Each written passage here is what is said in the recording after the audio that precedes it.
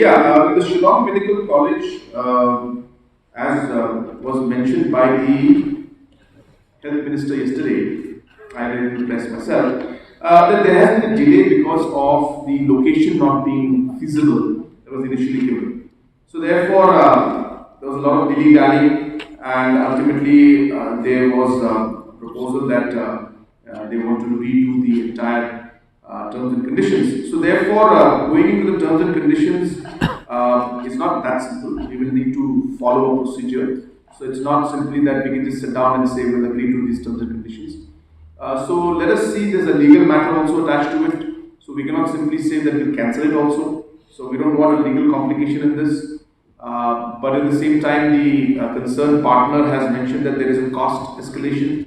But then during the tendering process, a certain amount was committed to them. Can the government simply go ahead and give a new rate to them? These are all legal matters which need to be examined. But my interest is very simple, that I would like this project to start and to see it being completed soon. But there are a lot of complications. The land is an issue that was there, which we are very close to resolving. But the question lies whether the concerned partner can continue with the present rate or not, because times have changed. So therefore, those matters need to be discussed in detail. And if we do need to change the rate, can we just simply change it at our own level, or we need to go for a tendering process? So all these things need to be examined. We did not sign the contract. It was signed earlier and it was given to us. So it's not possible for us to now go into those issues and dynamics and to say that it was controversial, because legally it's binding. The government at that point in time signed this, and it was there when we came in. So it was delayed, in fact, for a long time. And then when we came in, we tried to resolve this issue. And but then, as I said, the complications are so much now that it's not that easy to resolve it, because, as I said, cost escalations have been there.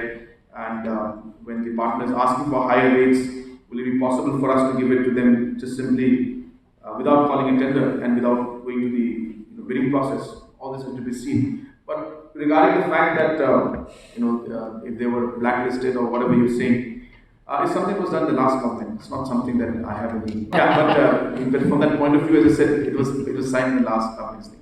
But as I said, now the matter is so complicated that it may not be possible for us to simply go ahead with things. We may have to go retendering. We may have to, because, as I said, they're asking for additional rates, which is not possible for us to just give. I mean, we signed a contract at, say, 10 rupees. Now, if they say that, well, the prices have gone up, you increase our rate to 20 rupees. Government cannot just simply increase to 20 rupees. Public will question, how did you increase 20 rupees? Why? So we may have to go for tendering process again. But if we do that, then they may go for a legal course. So we need to figure out how best we will move forward in this case.